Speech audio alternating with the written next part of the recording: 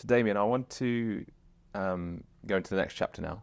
So, and 2020, it's actually the year we met, actually. I swear we met before that. Yeah, in Cardiff. But so I'm doing this workshop, and it's in Bern in Switzerland. And the next day, I had an event in Amsterdam. So I had to work out, to get from Bern to Amsterdam was get the train to Zurich, which is a beautiful train ride, absolutely stunning, right? Some of the scenery is just so gorgeous. Yeah. And then flew from Zurich to Amsterdam. So I took the train home, or back to Zurich from Bern, and I boarded the aircraft, and I flew from Zurich to Amsterdam. Okay. And as you know, I know we have Wi-Fi on planes, but not always. I took the phone on airplane mode. Literally, it's about an hour and a half. Can't remember the exact flight time. What I do remember was landing in Amsterdam, turning my phone back on, and this barrage of missed calls, texts, like literally ping, bing, bing, bing, bing. I was like, whoa, I've never been so popular. I was like, what is going on? And then my phone starts ringing. We're still taxiing on the runway, and my phone starts ringing, and it's my wife, Nicola. And she said, where are you? And I said, I've just landed in Amsterdam. She said, have you heard from Sean, which is my brother's wife? She says, your brother has gone missing. So my heart sank. My brother Kieran, 3 years my junior. Okay.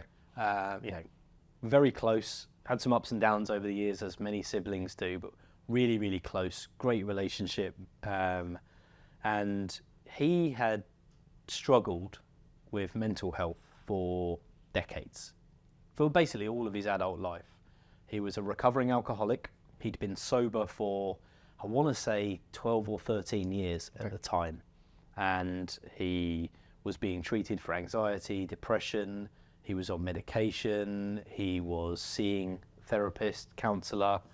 And when I heard those words, your brother's gone missing, it's never a good thing. Yeah, having that context as well. Yeah, and then I had calls from my father, my mother, from Sean, his wife. At that point, how long had he been missing for?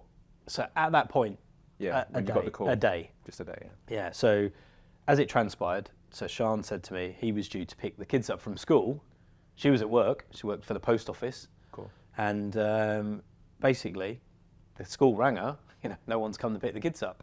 This was obviously in the afternoon. So by the time I got the phone call, he'd been probably missing for about half a day. And I'm in Amsterdam. I'm like, more expletives, more swears. I'm fuck. How?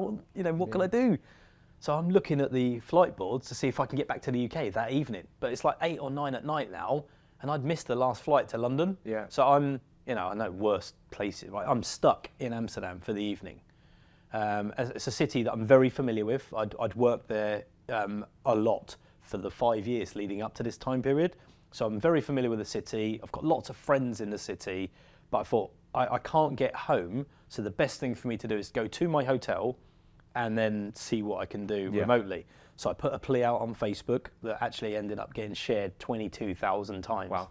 I put this plea up saying, look, have you seen Kieran? We're worried about his welfare. Sadly, you see this all too often.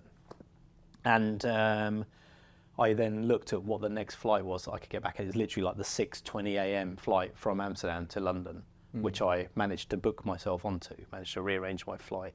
I didn't really sleep much that night. I was literally checking Facebook for updates. Like I say, there were thousands and thousands of comments. His picture was shared. Again, it was all on the local news, like the Worcester News where he lived.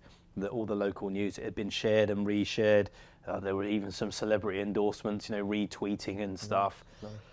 So the outpour of support at the time was amazing, overwhelming. But I now had to scramble and change my plans to get back and find out what was going on and try and find him. So I literally took the first flight back to London. I remember landing at Heathrow, because obviously you get your hour back time zone wise. Must have been 6 or 7 in the morning. And I literally just jumped in one of London's black cabs, just said, Worcester, please, mate. The driver looked round at me and went, excuse me? I said, Worcester. It was like a £400 taxi ride, but everything was just irrelevant. So I took the taxi to Worcester.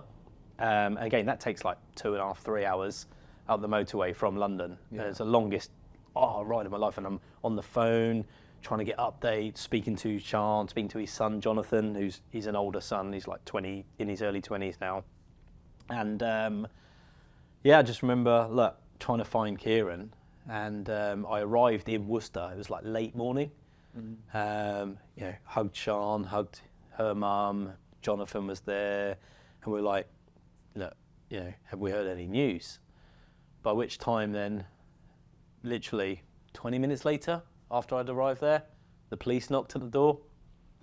Seen it in TV shows and films, where they take their hats off, and you just know it's going to be that bad news that you don't want to hear out loud. And they said, we've found Kieran, and the terminology used, was, we found a body, and we all just literally just sort of, it was all a bit. I bet it just feels so surreal, isn't it? Like it's not actually happening. Yeah, it was, and it felt like being in some sort of police drama, literally. So the police are there. There's a family liaison officer.